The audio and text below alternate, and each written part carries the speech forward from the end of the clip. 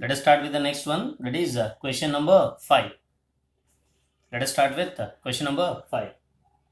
Which of the following electrolytic solutions has the least specific conductance? So the options are 2 normal. 2 normal is the first option. Second one is 0.002 normal. The third one is 0.02 normal.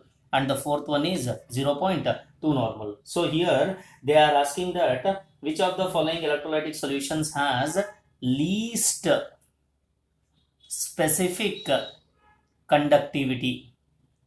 So here we should know that the specific conductivity of an electrolytic solution or the specific conductance of an electrolytic solution, it varies with the concentration.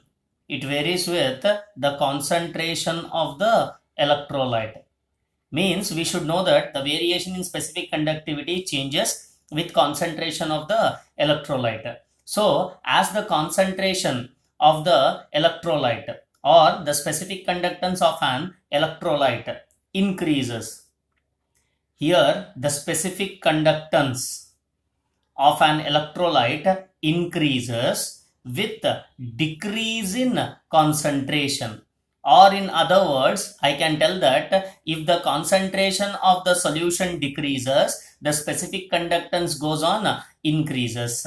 Or the specific conductance of an electrolyte goes on increases if there is an increase in dilution. So with all this, I can clearly explain that the least specific conductance will be there for higher concentration solution, because the specific conductance is more for lesser in the concentration of the solution. So here the concentration of the solution is maximum, hence the specific conductivity or the specific conductance is minimum. Hence the correct option for the question is option A.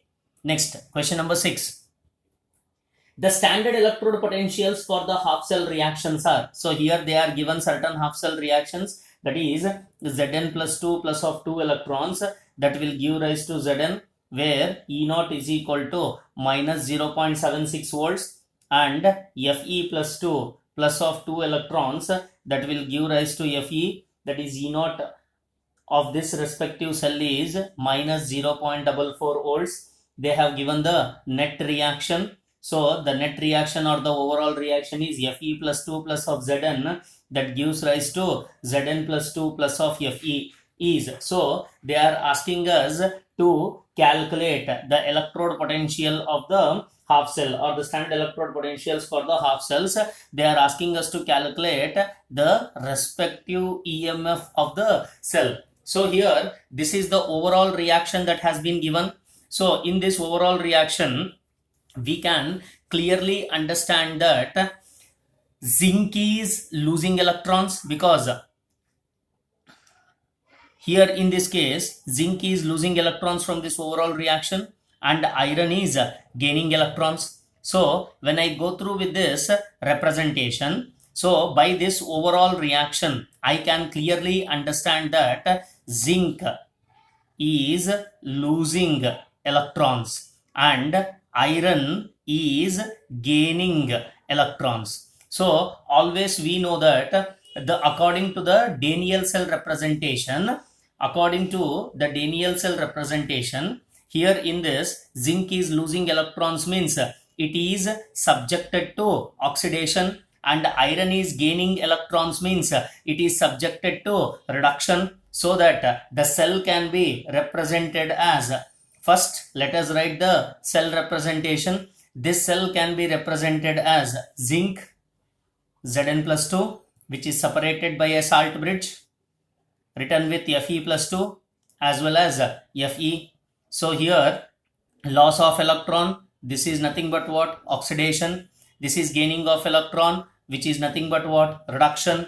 So that we know that the EMF of a cell or E of a cell can be represented as E of right electrode minus E of left electrode, or else I can write it as right hand electrode minus left hand electrode. So here when I represented the cell representation, the right hand electrode will be what? It will be iron, so that I can write it as E of Fe plus 2 plus Fe minus of E of Zn plus 2 bar Zn, means this is an half electrode with reference to zinc, this is an half cell electrode with reference to iron. So when we substitute the values, so for iron the value has been given as what? Minus 0.44, minus of, for zinc it has been given as minus 0.76. When we calculate the cell potential, it is nothing but 0.32 volts. So this 0.32 volts is given by the option what? Option C.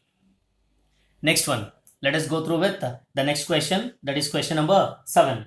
So it has been given as, in the electrolysis of acidulated water, it is desired to obtain 1.12 cc of hydrogen, 1.12 cc of hydrogen per second under STP conditions. So they have mentioned it as a STP condition. The current to be passed is, means they are asking to calculate the current in terms of its amperes. So here it has been given as number of moles of hydrogen. So here it has been mentioned that 1.12 cc of hydrogen per second, means the number of moles of hydrogen can be calculated. Since it has been given in cm cube, this is nothing but the volume, which can be divided by 22,400, because the standard volume is 22,400, we know that. Therefore by this we can calculate the number of equivalents of hydrogen, where this number of equivalents of hydrogen is represented as